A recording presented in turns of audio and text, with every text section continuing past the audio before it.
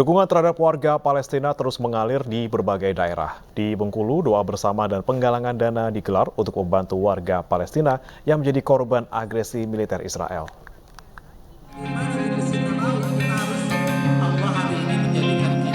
Prihatin atas penderitaan warga Palestina yang menjadi korban agresi militer Zionis Israel, sejumlah warga yang tergabung dalam organisasi wanita Islam Provinsi Bengkulu menggelar solidaritas berupa doa dan penggalangan dana untuk Palestina.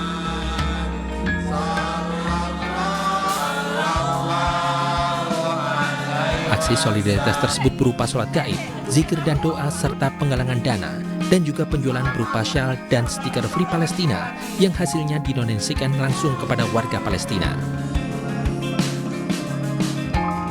Dengan adanya kegiatan ini, masyarakat Bengkulu dapat peduli dan selalu mendoakan untuk keamanan Palestina, untuk kedaulatan Palestina yang mudah-mudahan berakhirlah penderitaan saudara-saudara kita di Palestina. Bantuan yang terkumpul sebesar lebih dari 25 juta rupiah akan diserahkan ke organisasi wanita Islam Pusat di Jakarta dan langsung akan diserahkan ke perwakilan organisasi yang ada di Palestina. Dari Bengkulu, Endro Tiwirawan, iNews melaporkan. Terima kasih Anda masih bersama kami di iNews Pagi. Pemirsa, ratusan mahasiswa yang tergabung dalam Aliansi Rakyat Bergerak Sabtu sore ini berunjuk rasa di Simpang 3 Gejayan, Yogyakarta. Masa menyoroti persoalan ekonomi hingga merosotnya demokrasi imbas putusan Mahkamah Konstitusi. Beratus-ratus tahun pemerintahnya sendiri, kawan-kawan semuanya. Kita masih jauh dari... Ratusan mahasiswa dari berbagai perguruan tinggi berunjuk rasa di Simpang 3 Gejayan, Yogyakarta. Aksi diawali dengan long march dari Bundaran UGM menuju Simpang 3 Gejayan. Tapi juga cacat. Kita tutup jalanan, kita blokade, silakan. Dalam aksi dengan slogan Gejayan kembali memanggil, mahasiswa membentangkan 3 spanduk raksasa yang salah satunya berisi kritikan terhadap Presiden Joko Widodo. Hidup mahasiswa Indonesia yang dekat kekuasaan. Aksi digelar sebagai bentuk menyikapi persoalan di negeri ini, mulai dari mahalnya biaya pendidikan, upah buruh yang murah, serta undang-undang cipta kerja yang merugikan rakyat. Hidup rakyat Indonesia. Hidup. Mahasiswa juga menyoroti persoalan hukum dan merosotnya demokrasi terkait putusan Mahkamah Konstitusi yang merupakan bentuk pembodohan terhadap masyarakat. Keprihatinan kami terhadap kondisi situasi ekonomi politik, terutama kita tahu bahwa di kondisi ketenagakerjaan nasib kaum buruh dengan adanya upah murah itu kemudian menyengsarakan kelas pekerja di Indonesia, apalagi kenaikan upah tidak sampai 10%. Kami menolak diterapkannya upah murah di Indonesia. Kami meminta pada negara ini untuk mensejahterakan kaum buruh kelas pekerja di Indonesia yang sampai sekarang ini masih terlunta-lunta atas kondisi ekonomi yang terjadi. Dalam aksinya, mahasiswa juga mengecam banyaknya kasus korupsi di Indonesia. Selain itu, massa juga menyoroti kolusi dan nepotisme dari para elit politik yang dinilai mengkhianati amanat reformasi yang telah diperjuangkan. Dari Yogyakarta, Gunanto Farhan, iNews melaporkan.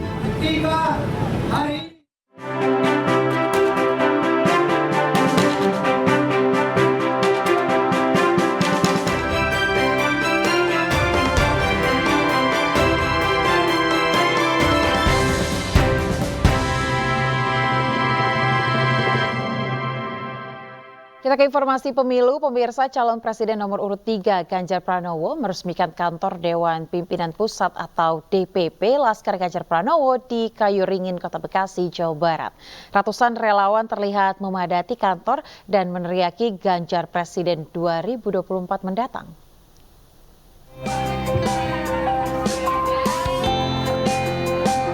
Ganjar Pranowo, calon presiden nomor urut 3 meresmikan kantor Dewan Pimpinan Pusat atau DPP Laskar Ganjar Pranowo di Kayu Ringin, Kota Bekasi, Jawa Barat.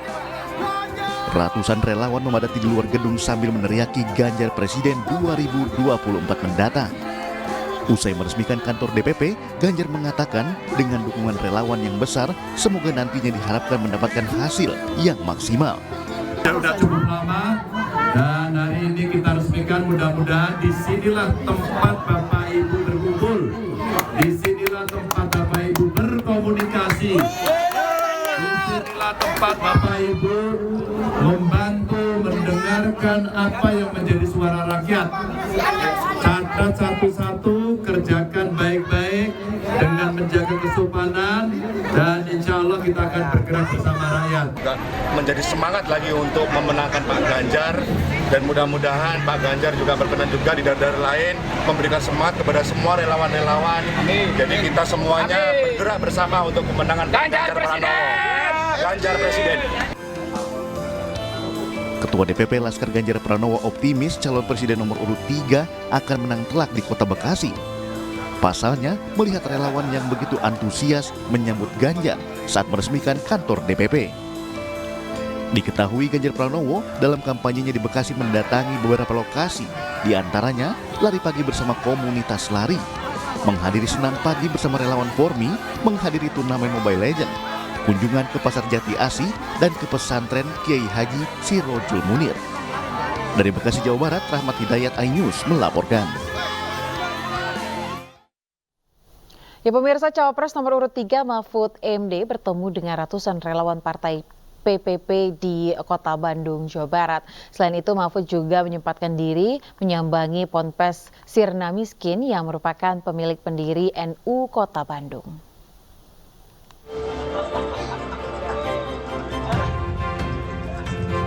Ratusan relawan dari Partai Persatuan Pembangunan Jawa Barat menyambut kedatangan calon wakil presiden nomor urut 3 Mahfud MD saat konsolidasi partai dan para relawan di Bandung, Jawa Barat. Pertemuan dilakukan untuk membahas strategi pemenangan paslon Ganjar Mahfud di Jawa Barat sekaligus mengembalikan masa kejayaan partai berlambang Ka'bah ini. Dengan kembalinya masa kejayaan P3, Mahfud berharap bisa merebut suara dari kalangan Muslim dan memenangkan Pilpres 2024. Sebelum berkonsolidasi dengan para relawan, Mahfud MD menyambangi Pondok Pesantren Sirna Miskin milik pendiri NU Kota Bandung, Kiai Haji Ahmad Dimyati. Setibanya di pondok pesantren, Mahfud langsung disambut para pimpinan Ponpes, para kiai dan tokoh NU serta ribuan santri. Di hadapan para pendukungnya, Mahfud menyinggung pentingnya demokrasi di Indonesia. Menurut Mahfud, para santri merupakan bibit untuk membentuk demokrasi yang baik bagi bangsa dan negara karena memiliki wawasan yang berlandaskan agama. Dan basis pendidikan demokrasi itu dimulai dari pesantren, ya. Sejak dulu juga dimulai dari pesantren. Saya datang mengunjungi pesantren nih dengan santri yang ribuan, murid yang ribuan di sini, pondok pesantren Sirna Miskin ini. Ya, kita berharap lahir bibit-bibit kader bangsa di sini yang siap membangun negara Indonesia berdasar demokrasi dan berwawasan syar'i, berwawasan syariah yang penuh kedamaian, kerukunan, dan persaudaraan. Selain itu, Mahfud juga memuji sosok calon presiden nomor urut 3, Ganjar Pranowo. Mahfud yakin Ganjar merupakan sosok pemimpin yang bisa membenahi demokrasi, memberantas korupsi, serta menegakkan hukum dengan adil. Dari Bandung, Jawa Barat, Juhpita Meilana, iNews melaporkan.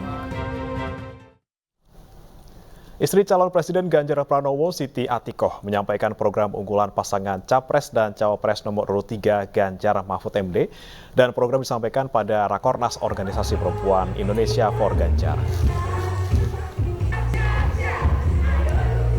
Selain program di bidang kesehatan, Siti Atikoh juga memaparkan tentang pendidikan gratis 12 tahun, satu keluarga miskin, satu sarjana, kestabilan harga dan distribusi hasil pertanian yang berkeadilan, serta penyediaan 17 lapangan pekerjaan di Indonesia. Di sisi lain, melihat dukungan kuat yang diberikan Pijar kepada paslon nomor urut 3, Atikoh optimis paslon Capres-Cawapres Ganjar Mahfud mampu meraup suara dari perempuan Indonesia, mengingat persentase suara perempuan mencapai 51%.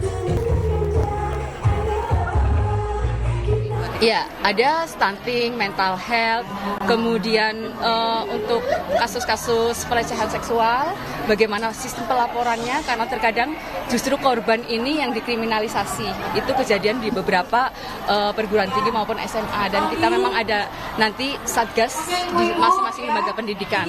Kemudian terkait dengan mental health juga, Ganjar Mahfud itu kan ada program satu puskesmas, satu desa, termasuk nakes, dan di situ nakes juga ada psikolog. Jadi mereka nanti bisa berdiskusi, bisa curhat di masing-masing puskesmas, termasuk juga di lembaga pendidikan.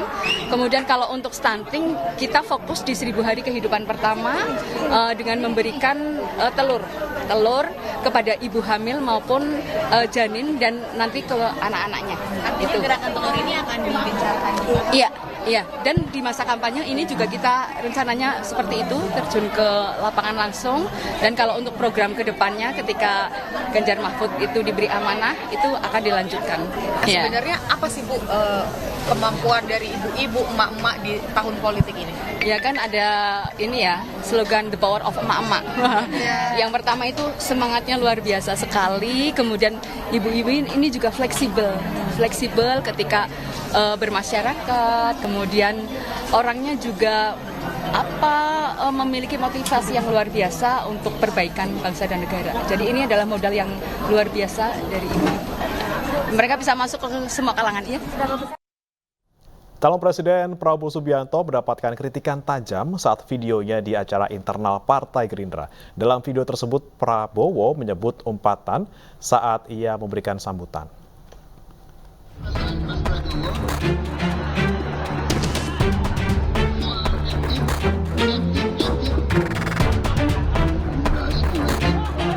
Seketika, kalimat umpatan "dasmu etik" menjadi viral di media sosial.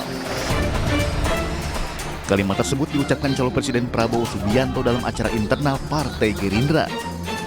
Kalimat itu diucapkan diduga menyinggung pernyataan Anies yang menyinggung soal putusan Mahkamah Konstitusi dan Majelis Kehormatan MK soal batas usia Capres-Cawapres. Dalam debat perdana Capres, calon Presiden nomor urut 2 Prabowo Subianto terpancing emosi usai mendapat pertanyaan dari calon Presiden nomor urut 1 Anies Baswedan tentang putusan MK soal batas usia Capres dan Cawapres. Terjadi pelanggaran etika berat yang menyebabkan keputusan yang dibuat oleh MK secara etika bermasalah. Kemudian, Bapak punya waktu sampai dengan tanggal 13. Selain dari Anies Baswedan, calon Presiden nomor urut 3 Ganjar Pranowo juga sempat bertanya kepada Capres Prabowo Subianto terkait komentarnya terhadap putusan MK yang melahirkan MK.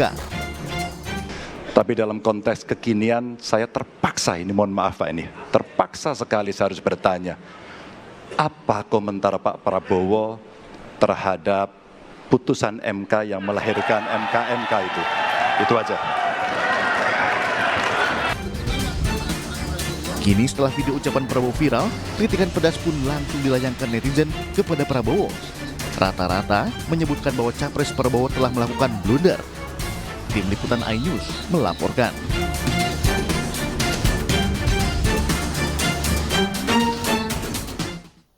Pemirsa, aksi pencopotan baliho milik caleg dari PDI Perjuangan Dapil Jawa Barat 3, ini pengusung Ganjar Mahfud yang viral di media sosial, akhirnya berujung permohonan maaf dari para pelaku.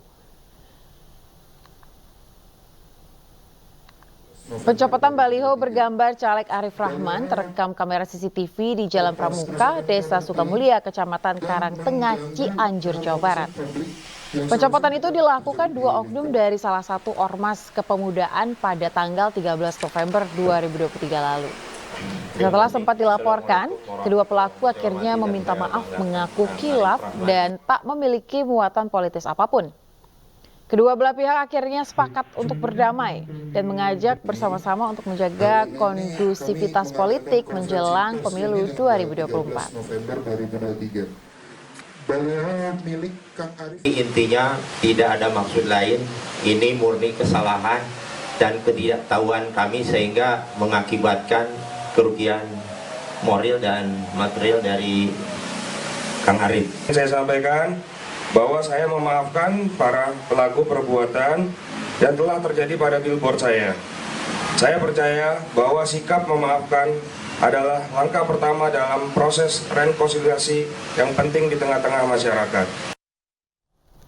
Belusukan ke Provinsi Bangka Belitung, PLT Ketua Umum Partai Berlambang Ka'bah Muhammad Mardiono mengampanyekan P3 dan pasangan Ganjar Mahfud MD. Ketua Umum Haji Muhammad Mardiono. PLT Ketua Umum Partai Persatuan Pembangunan Muhammad Mardiono mengunjungi posko relawan pemenangan di Kelurahan Lesung Batang dan Pangkalalang, Kabupaten Belitung. Kunjungan ini dilakukan untuk menyerap langsung aspirasi dan akar rumput. Selain itu, Mardiono menyebut kedatangan kali ini untuk merepresentasikan partainya yang lahir dan selalu hadir untuk rakyat. Pada kesempatan ini, Mardiono juga mengajak relawan dan masyarakat untuk memenangkan pasangan Ganjar Mahfud dalam Pilpres 2024. Rakyat, alhamdulillah saya cukup puas ya di kalangan masyarakat di tingkat lapisan grassroots ya itu begitu antusias dan kompak berjuang bersama P3 termasuk di samping untuk memenangkan P3 melalui para calon-calonnya di daerah pemilihan tetapi juga untuk memenangkan presidennya adalah Pak Ganjar Mahfud. Ya, sementara itu pemirsa, relawan Ganjar Mahfud MD di tanah air terus mengadakan berbagai aksi yang bermanfaat untuk kepentingan masyarakat luas. Di antaranya membantu kebutuhan warga akan air bersih serta membuka peluang usaha kelompok tani lewat bantuan bibit jagung yang terjangkau.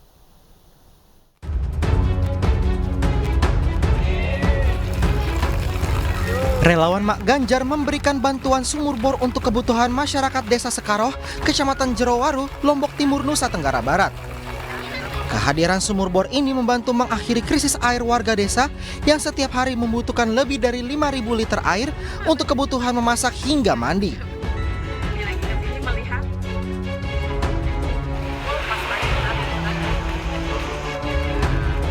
Masih dari Lombok Timur, Nusa Tenggara Barat, relawan Ganjar Mahfud membuka peluang usaha baru bagi petani lokal untuk mewujudkan ketersediaan dan ketahanan pangan di Desa Rorang Tengah, Terara.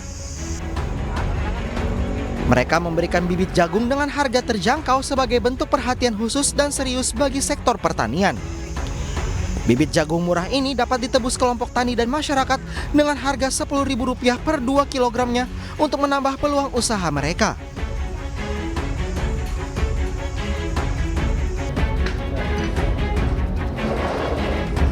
Kerajaan-kerajaan yang ada di Nusa Tenggara Timur, diantaranya Kerajaan Rabasa di Kabupaten Malaka, siap bersatu dukung pasangan Ganjar Mahfud pada pemilihan Presiden 2024. Juru bicara Kerajaan Rabasa Nainando berharap jika nantinya Ganjar terpilih menjadi Presiden 2024 dapat menjadi penyambung aspirasi kerajaan dan kesultanan yang ada di Nusantara. Sebelumnya dukungan kepada Ganjar Mahfud juga sudah dinyatakan terlebih dahulu dari Raja Amarasi dan Raja Insana yang ada di NTT.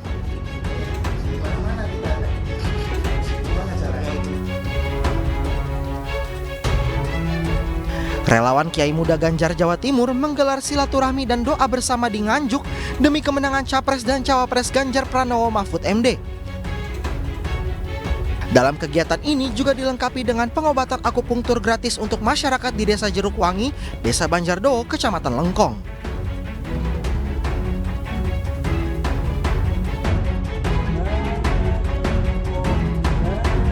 Relawan santri dukung Ganjar Daerah Istimewa Yogyakarta meyakini bahwa pasangan Capres nomor urut 3 Ganjar Pranowo Mahfud MD akan mampu membawa Indonesia menuju era bebas korupsi, kolusi, dan nepotisme. Keyakinan ini diungkapkan dalam acara ngaji kesehatan mental dan mujadah doa bersama Kecamatan Panjatan, Kabupaten Kulon Progo, Daerah Istimewa Yogyakarta.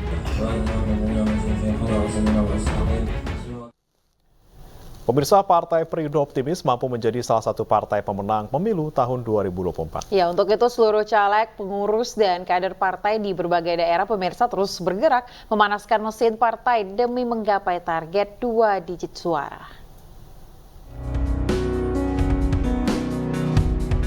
DPP Partai Perindo Sulawesi Selatan bersama DPD Partai Perindo Kabupaten Bone memberikan pendidikan politik sekaligus menggelar rapat koordinasi pemenangan pemilu 2024. Acara yang diikuti oleh ratusan pengurus caleg dan kader Partai Perindo ini bertujuan untuk menambahkan pengetahuan politik dan juga meningkatkan kualitas para kader Partai Perindo dalam menyampaikan visi misinya ke masyarakat. Apa yang kita lakukan salah satunya rapat koordinasi adalah ingin memantapkan bahwa pemilu 2004 kita masih optimis bahwa Partai Perindo pasti berpartisipasi dan akan mengejar bagaimanapun untuk mendapatkan kursi khususnya di Kabupaten Bone. Sementara itu, Ketua DPD Partai Perindo Kota Bandar Lampung, yang juga anggota DPD Kota Bandar Lampung Susanti, memberikan bantuan sumur bor untuk warga di lingkungan RT 11 Kelurahan Sukarame Baru, Kecamatan Sukarame. Itu memang kekurangan air betul gitu. Bukan mereka nggak ngebor, cuman memang belum ketemu air kali ya. Tapi kebetulan di sini yang ngebor ini, mungkin doa orang banyak juga, airnya ada, masuk banyak juga gitu.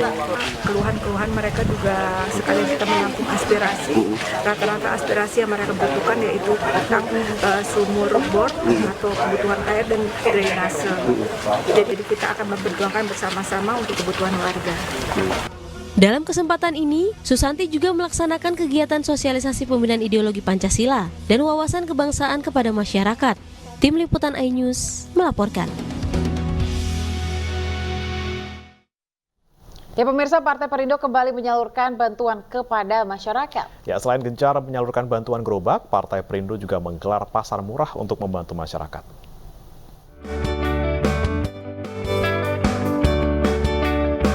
Caleg DPR RI Dapil Jawa Timur 1 Surabaya Sidoarjo dari Partai Perindo Natalia Cecilia Tanujaya didampingi Caleg DPRD Kota Surabaya menyerahkan bantuan 3 gerobak kepada 3 pelaku UMKM di Surabaya. Diserahkan di kantor DPW Partai Perindo Jawa Timur, bantuan gerobak ini diharapkan dapat menambah omset dan meningkatkan kesejahteraan pedagang. Agak memang perlu ganti, udah lama nggak ganti. Ya, semakin banyak pembelinya, semakin rame. Mereka adalah pejuang nafkah, kita berusaha membantu para UMKM. Saya pun dan teman-teman ini ikut mementoring mereka supaya hasilnya menjadi lebih maksimal. Sementara itu, untuk membantu masyarakat yang membutuhkan, Caleg DPR RI Dapil Jatim 1 Partai Perindo Anang Iskandar menggelar pasar murah di Gedung Serbaguna RW 04 kawasan Simomulyo, Sukomanunggal, Kota Surabaya. Pasar murah ya, jadi jual minyak dengan harga yang lebih murah. Jadi kalau di pasaran itu harganya 15 ribuan ya kan, dan di sini kita jual harga 10 ribu. Kita siapkan 1.000 botol ini untuk kepentingan masyarakat sekitar. Partai Perindo optimis bisa mengantarkan kadernya duduk sebagai anggota legislatif dan memenangkan pasangan Capres dan Cawapres nomor urut 3 Ganjar Pranowo dan Mahfud MD. Tim Liputan iNews melaporkan.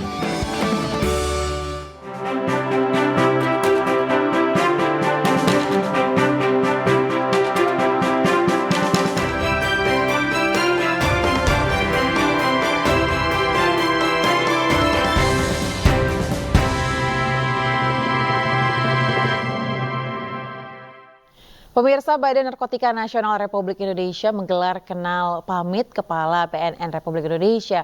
Acara ini merupakan perkenalan Kepala BNN RI yang baru serta pamit bagi Komjen Pol Petrus Reinhard Kolose yang memasuki purna tugas.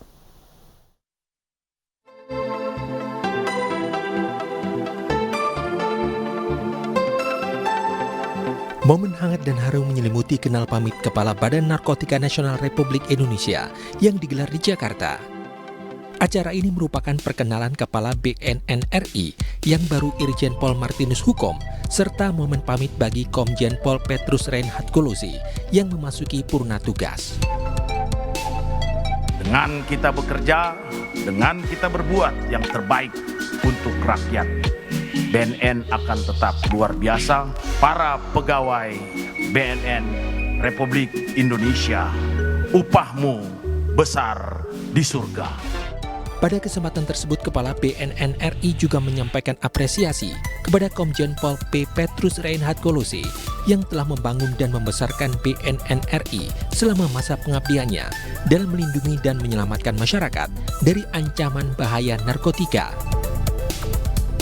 Saya sebagai Kepala BNN RI yang baru dan seluruh jajaran berkomitmen melanjutkan capaian keberhasilan dari Jenderal yang selama ini telah diraih.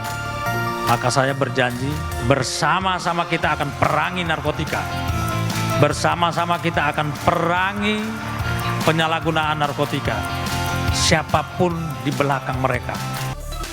Kepala BNN RI berkomitmen untuk mengemban tugas menyelamatkan generasi bangsa dari penyalahgunaan dan peredaran gelap narkotika. Acara ini dihadiri pimpinan lembaga negara serta duta besar negara-negara sahabat.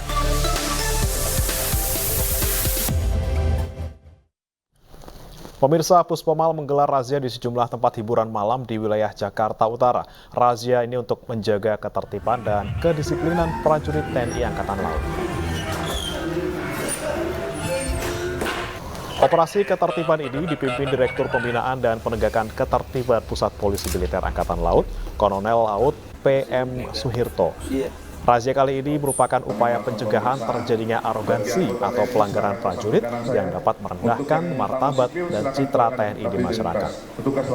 Puspomal berkomitmen untuk terus berupaya menjaga kedisiplinan prajurit, memastikan bahwa norma dan aturan yang berlaku di TNI AL dipegang teguh, seiring dengan tanggung jawab terhadap misi dan citra positif di tengah masyarakat.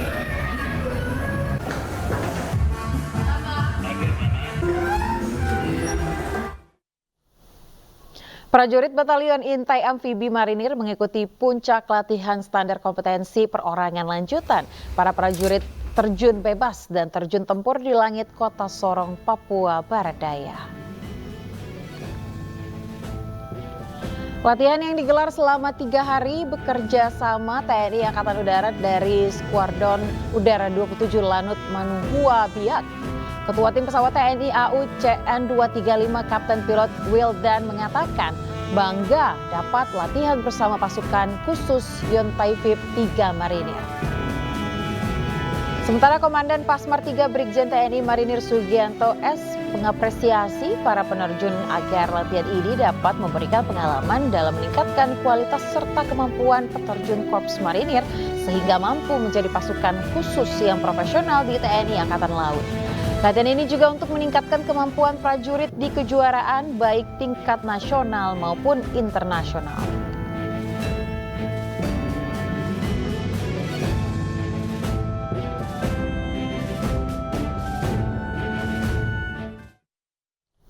Menolak bayar perawatan kuku, 2 turis di Badung, Bali mengamuk. Informasi akan hadir usai jeda berikut.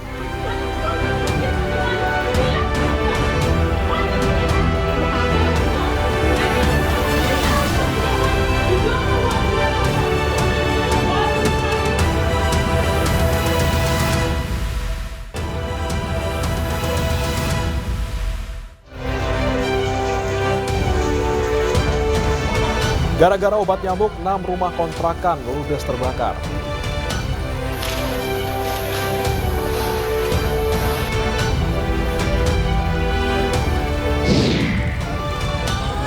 Pemotor terjepit di kolong truk tanah, evakuasi penyelamatan korban berlangsung dramatis.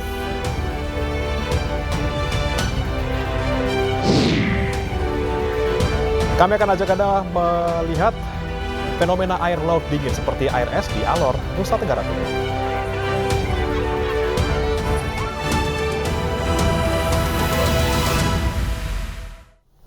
Ya pemirsa, Anda masih di iNews Pagi bersama saya Aya Nufus dan rekan saya Bremana Tenaya. Dan pemirsa, demikian tadi adalah berita pilihan dalam iNews Pagi hari ini. Kita ke informasi berikutnya.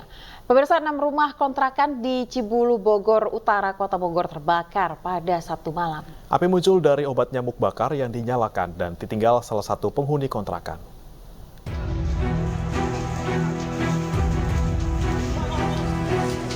Kebakaran melanda 6 rumah kontrakan di Kampung Pangkalan Jaya, Kelurahan Cibulu, Kecamatan Bogor Utara, Kota Bogor, Jawa Barat, Sabtu malam. Selain banyak material yang mudah terbakar, angin kencang membuat api cepat menyebar. Kebakaran terjadi akibat salah satu penghuni kontrakan yang menyalakan obat nyamuk bakar, namun kemudian ditinggal. 7 mobil damkar dikerahkan untuk memadamkan api. Kebakaran baru dapat dipadamkan lebih dari 1 jam kemudian. Pertamanya dia ada api, dia orangnya masih tinggal di sini, nggak tahu api udah langsung gede gitu apinya. Orangnya mah yang punya rumah mah nggak tahu bahwa ada itu di rumahnya ada api. Kebakaran ini berawal saat pemilik rumah membakar obat nyamuk. Saat dibakar obat nyamuk, pemilik rumah namanya Ibu Ratih, mereka pergi keluar, obat nyamuk ditinggal, ternyata obat nyamuk habis dan membakar, mudah terbakar sekelilingnya. Itu kejadian sekitar jam 21.40 lah itu kejadiannya. Tidak ada korban jiwa dalam kejadian ini, namun seluruh barang milik warga ludes terbakar. Dari Bogor, Jawa Barat, Andi Firmansyah, iNews melaporkan.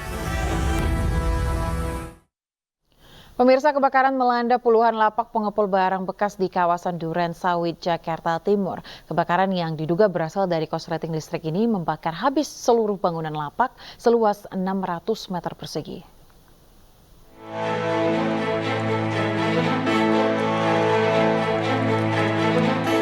Inilah kebakaran yang melanda bangunan dan lapak pengepul barang bekas di Jalan Rawadas TPU Pondok Kelapa, Kecamatan Duren Sawit, Jakarta Timur, Sabtu pagi. Kobaran api disertai asap tebal membakar habis seluruh bangunan dan lapak seluas 600 meter persegi. Sejumlah warga berusaha memadamkan api dengan mengambil air menggunakan alat seadanya. Petugas suku dinas pemadam kebakaran Jakarta Timur yang tiba di lokasi langsung berusaha memadamkan api agar tidak semakin meluas. Sementara, kebakaran yang melanda bangunan dan lapak ini diduga terjadi akibat korsleting listrik hingga percikan api mengenai material yang mudah terbakar dan api membesar. Kuburan sobek, yang terbakar itu lapak yang terdiri dari bahan-bahan mudah terbakar. Dan untuk jumlah lapak sekitar ada 20 lapak dan ada kakak di wilayah itu. Untuk unit yang diturunkan, kita menurunkan 15 unit. Kebakaran akhirnya berhasil dipadamkan 1 jam kemudian dengan menurunkan sedikitnya 15 unit mobil pemadam kebakaran. Tak ada korban jiwa dalam kebakaran ini, namun kerugian ditaksir mencapai ratusan juta rupiah. Dari Jakarta, Rizky Falufi, iNews melaporkan. Sebuah pondok pesantren di Kabupaten Lebak, Banten pada Sabtu sore terbakar. Meski tak ada korban jiwa, namun seluruh kitab yang ada di pondok pesantren hangus terbakar.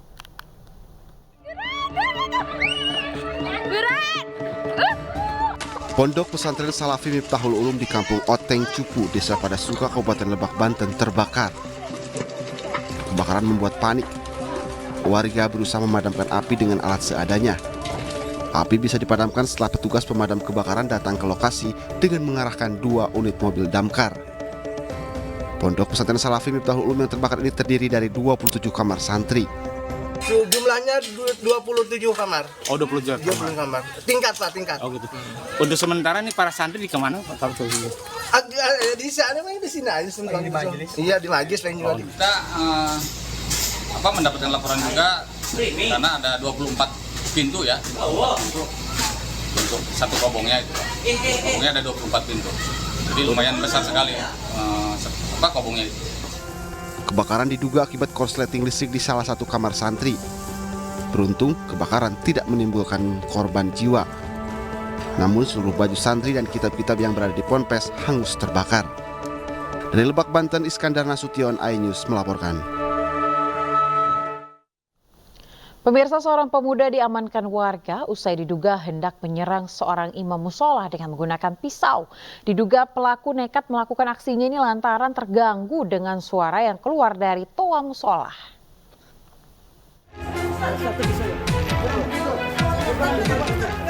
Sejumlah warga berupaya mengamankan seorang pemuda yang diduga hendak melakukan penyerangan terhadap seorang imam musola di kawasan Condet, Kramat Jati, Jakarta Timur, Jumat malam. Insiden bermula saat korban yang merupakan imam musola Baitul Huda baru saja memimpin salat Isya. Korban yang beranjak keluar musola dengan menggunakan sepeda motornya tiba-tiba dihadang oleh seorang pemuda yang membawa pisau. Merasa hendak diserang, korban pun berupaya menangkis pisau yang dibawa oleh pemuda tersebut hingga membuat korban sempat terjatuh dan tertimpa sepeda motor. Diduga pelaku nekat melakukan aksinya lantaran merasa terganggu dengan suara dari toa musola. Saya sih nggak kenal pelakunya itu. Emang sih masih anak muda, orangnya kelihatan sih baik ya, orang lihat dari wajah. Motifnya kalau dari desas-desus yang beredar di warga sini, dia itu kurang suka mendengar suara. Biasanya kan kalau di sini ada maghrib itu selalu baca rotib. Mungkin dia kurang suka ngedengar suara speaker dari keluar. Guna kepentingan pemeriksaan pemuda tersebut dan korban langsung diamankan ke Polsek Kramat Jati, Jakarta Timur. Kini status pemuda tersebut telah menjadi tersangka. Dari Jakarta, Rio Manik, iNews melaporkan. Pemirsa, 2 warga negara asing mengamuk di sebuah salon perawatan kuku di Badung, Bali. Keduanya menolak membayar biaya perawatan dengan alasan uang yang mereka bawa tidak cukup.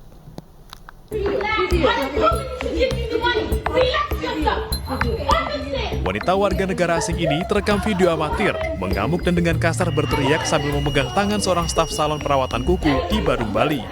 Ia dan rekannya menolak membayar usai melakukan perawatan kuku tangan dan kaki karena dirasa terlalu mahal. Di sisi lain, pihak salon menyebut kedua WNA tersebut sudah setuju dengan adanya biaya tambahan layanan sesuai dengan permintaan mereka. Keduanya beralasan hanya membawa uang Rp700.000, padahal biaya yang harus dibayar sebesar Rp935.000. Salah satu WNA sempat memberikan uang ke kasir, namun diambil kembali hingga terjadi saling tarik.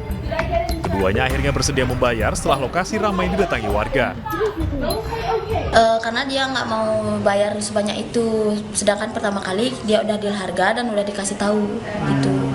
Udah dikasih tahu, dia bilangnya ya saya bayar berapapun asalkan kuku saya buat yang terbaik seperti itu. Tapi malahan di akhir pas mau bayar dia bilangnya ini terlalu mahal, dia nggak mau bayar. Pertamanya dia deal harga 600 sih, cuma kita udah buat tangannya, dia ada ekstra lagi nambah, dia minta desain dan buat kuku yang baru gitu, dia nambah lagi jadinya 935. Usai peristiwa tersebut, pihak salon membuat laporan resmi ke Polres Badung, Bali. Laporan kini masih didalami polisi. Dari Badung, Bali, Bagus Alit, iNews melaporkan. Kita ke informasi selanjutnya, pemirsa. Peternak kambing yang sempat ditetapkan tersangka karena membela diri melawan maling kambing, Muhyani bersyukur setelah kasus yang menjeratnya dihentikan. Muhyani menyampaikan terima kasih kepada polisi dan penegak hukum terkait. Sabtu siang, Muhyani sujud syukur di teras rumahnya, Kampung Ketileng, Kecamatan Walantaka, Kota Serang, Banten. Muhyani tidak menyangka kasus yang menjeratnya ini dihentikan pihak penegak hukum. Muhyani berterima kasih kepada pihak kepolisian maupun pihak Rutan Serang karena diperlakukan dengan baik selama menjalani proses hukum.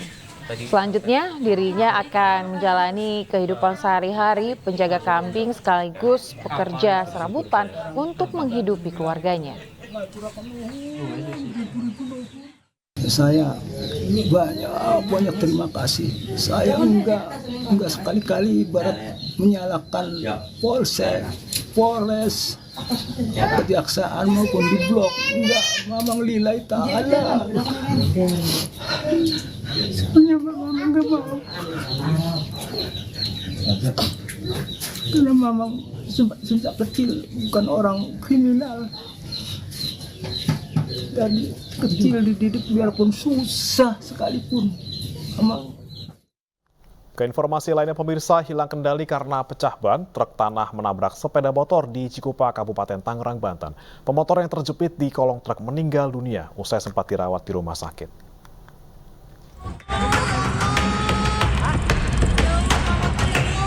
Evakuasi pemotor yang terjepit di kolong truk tanah di Jalan Cikupa, Kabupaten Tangerang, Banten pada Sabtu malam berlangsung dramatis. Dibantu oleh warga, polisi berhasil mengevakuasi korban dengan mengangkat truk menggunakan forklift. Namun naas, korban yang sempat dirawat di rumah sakit akhirnya meninggal dunia. Kejadian bermula saat truk mengalami pecah ban dan hilang kendali sehingga menabrak motor korban. Korban terseret sejauh 32 meter bersama motornya dan baru berhenti setelah truk menabrak pembatas jalan. Korban kelindes motor, kelindes lagi sama bumper mobil. Tadi posisinya korban ada di kolong mobil ya? Kolong mobil. Ya, kelihatannya sih ngebut. Ngebut? Ya, nggak tahan rem, makanya itu sampai kelindes. Sopir yang kabur usai kejadian kini masih dikejar polisi. Dari Kabupaten Tangerang, Banten, Aimarani, iNews melaporkan. Polisi menetapkan sopir bus PO Handoyo yang kecelakaan di Tol Cikopo menjadi tersangka. Penetapan tersangka ini berdasarkan hasil olah tempat kejadian perkara yang digelar oleh Dirlantas Polda Jawa Barat dengan aparat kepolisian dari Resort Purwakarta pada hari Sabtu.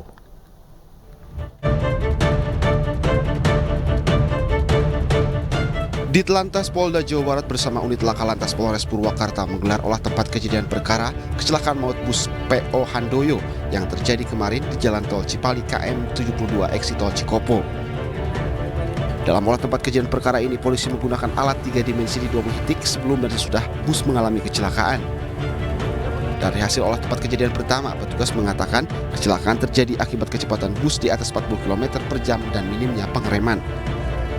Selain itu, minimnya pengetahuan sopir terkait medan jalan diduga jadi penyebab kecelakaan. Ini tentunya banyak faktor yang menyebabkan bisa ketidakpahaman dari supir terkait dengan geografi jalan ataupun dari sisi kendaraan. Apakah kendaraan itu mampu ataupun bisa untuk dilakukan pengereman. Hari ini kita juga secara kontinu melakukan pemeriksaan terhadap kendaraan dan berkoordinasi dengan ATPM apakah sistem rem dari kendaraan tersebut dalam keadaan baik.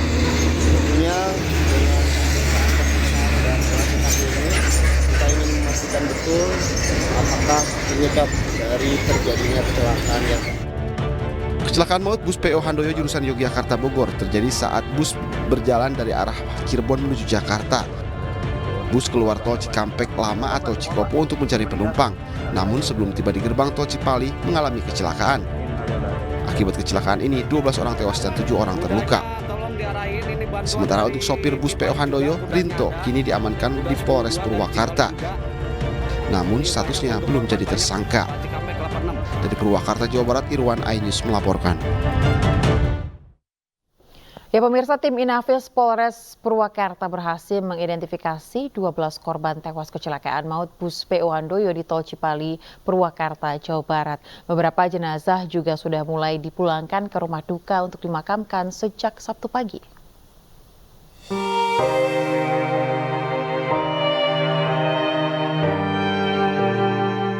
Keluarga korban tewas dalam kecelakaan maut bus PO Handoyo di Jalan Tol Cipali, Purwakarta, Jawa Barat dievakuasi ke kamar jenazah Rumah Sakit Abdul Razak. Sebagian korban tidak membawa kartu identitas sehingga sulit dikenali. Pihak tim Inafis Polres Purwakarta dibantu tim Inafis Polres Karawang mengidentifikasi para korban menggunakan alat Mobile Automated Multi Biometric Identification System atau MAMBIS. Sebanyak 12 korban tewas akhirnya berhasil diidentifikasi. Sejumlah keluarga mengaku kaget dan terpukul saat mengetahui keluarganya menjadi korban kecelakaan maut ini. Ya, saya terpukul sekali, Pak. Apalagi ibu saya kan emang dari Jawa, mau ke Karawang emang mau nemenin istri saya, Pak. Istri saya mau lahiran, mau ditemenin. Nggak taunya dapat kabar kayak gini. Tadi pagi sempat teleponan juga, seneng katanya udah cucu juga di sini pada nungguin semuanya. Tapi ya udah takdir kehendak Allah, ya mau gimana lagi Pak. Ya bisa sebenarnya ya terpukul aja Pak, belum rela gitu kehilangan ibu gitu.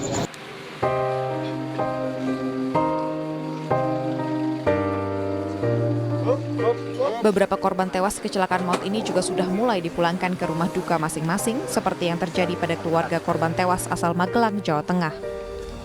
Isak tangis keluarga dan kerabat mengiringi kedatangan kakek, nenek, dan cucu korban tewas kecelakaan maut yakni Mas Hudi Mujito 57 tahun, Yakti Nugrahanti 45 tahun, dan Adelia Faranisa Asni 7 tahun. Sementara anak bungsu Mas Hudi, Ahmad Hasya Rosyadan 13 tahun berhasil selamat. Sebelumnya, anggota keluarga mengaku sudah memiliki firasat dan kejanggalan saat mengantar para korban ke Terminal Secang Jumat pagi untuk bertolak ke Jakarta. Ya, yang agak aneh itu cuman kita baru berangkat, cuman di jalan itu ceritanya mau pulangnya mau begini programnya itu pengen cepat pulang aja program di jalan itu. Kok ini baru berangkat kok ceritanya mau pulang, kalau pulang kita mau suaminya dulu atau sama-sama, itu ceritanya cuma di situ kisaran keberangkatan, tapi itu dia cerita masalah pulang, itu yang menurut saya janggal. Ada anak-anak lagi. Sebelumnya, bus PO Handoyo jurusan Yogyakarta Bogor melaju dari arah Cirebon menuju Jakarta. Bus kemudian alami kecelakaan di kilometer 72 exit tol Cikopo pada Jumat sore. Sebanyak 12 orang tewas dan 7 orang luka-luka dalam insiden ini. Tim Liputan iNews melaporkan.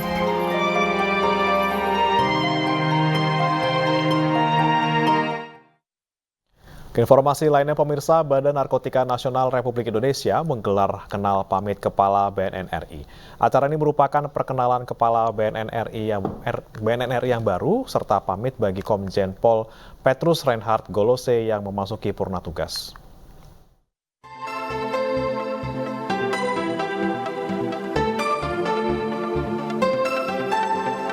Momen hangat dan haru menyelimuti kenal pamit Kepala Badan Narkotika Nasional Republik Indonesia yang digelar di Jakarta. Acara ini merupakan perkenalan Kepala BNN RI yang baru Irjen Pol Martinus Hukom, serta momen pamit bagi Komjen Pol Petrus Reinhard Golose yang memasuki purna tugas. Dengan kita bekerja, dengan kita berbuat yang terbaik untuk rakyat, BNN akan tetap luar biasa. Para pegawai BNN Republik Indonesia, upahmu besar di surga. Pada kesempatan tersebut, Kepala BNN RI juga menyampaikan apresiasi kepada Komjen Pol P. Petrus Reinhard Golose yang telah membangun dan membesarkan BNN RI selama masa pengabdiannya dalam melindungi dan menyelamatkan masyarakat dari ancaman bahaya narkotika. Saya sebagai Kepala BNN RI yang baru dan seluruh jajaran berkomitmen melanjutkan capaian keberhasilan dari Jenderal yang selama ini telah diraih. Maka saya berjanji bersama-sama kita akan perangi narkotika. Bersama-sama kita akan perangi penyalahgunaan narkotika. Siapapun di belakang mereka. Kepala BNN RI berkomitmen untuk mengemban tugas menyelamatkan generasi bangsa dari penyalahgunaan dan peredaran gelap narkotika. Acara ini dihadiri pimpinan lembaga negara serta duta besar negara-negara sahabat.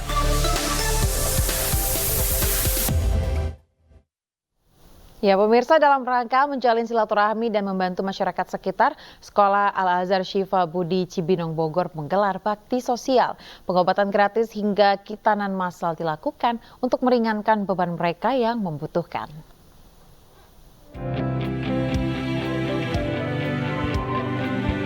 Tangisan anak-anak yang dikitan meramaikan kegiatan sosial yang digelar Sekolah Al-Azhar Syifa Budi Cibinong Bogor, Jawa Barat pada Sabtu pagi. Kegiatan ini merupakan agenda tahunan sejak 10 tahun lalu, meski sempat vakum karena pandemi COVID-19. Selain khitanan untuk 80 anak, kegiatan juga diisi dengan donor darah, pengobatan, bekam, hingga pembagian kacamata gratis. Hampir 1.000 siswa berpartisipasi melakukan penggalangan dana untuk kegiatan ini. Dengan adanya kita membantu masyarakat yang tidak mampu, anak yatim, piatu, duafa, baik yang ada di lingkungan sekolah ini maupun yang ada di lingkungan guru-guru, di lingkungan orang tua murid, apakah itu pembantunya, mungkin atau mungkin orang-orang yang ngontrak di dalam sekitarnya, kita mendapat keberkahannya. Harapannya tentu sekolah ini bisa survive, establish terus setiap tahun. Selain mendidik anak untuk saling membantu, kegiatan ini diharapkan dapat menjaga silaturahmi antara siswa, guru, dan orang tua, serta meringankan beban masyarakat yang membutuhkan. Dari Bogor, Jawa Barat, Wildan Hidayat, iNews melaporkan. Ratusan warga di Lumajang, Jawa Timur nekat berdesak-desakan hingga saling injak demi berebut gunungan. Gunungan berupa hasil bumi dipercaya bisa mendatangkan berkah.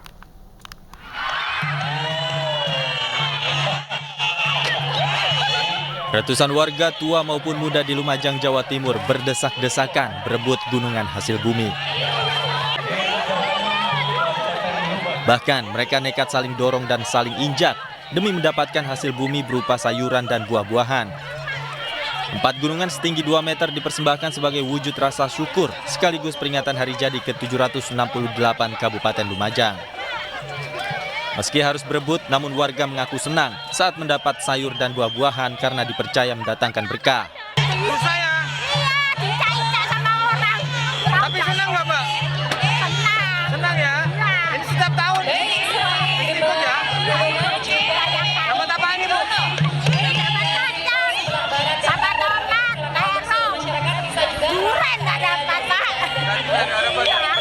biar ini bisa dinikmati oleh warga masyarakat Lumajang dan juga ini bisa menjadi bisa diingat oleh yang generasi muda bahwa bagaimana lahirnya Kabupaten Lumajang.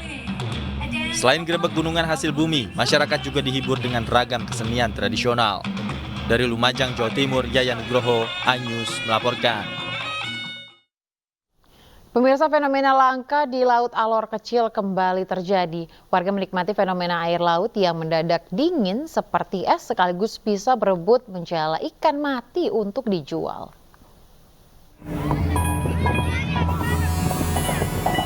Warga desa Alor Kecil, Kecamatan Alor Barat Laut beramai-ramai menikmati fenomena air laut dingin seperti air es.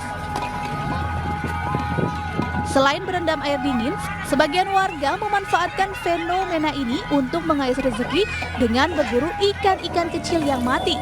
Warga begitu senang bisa mendapatkan satu ember ikan kecil.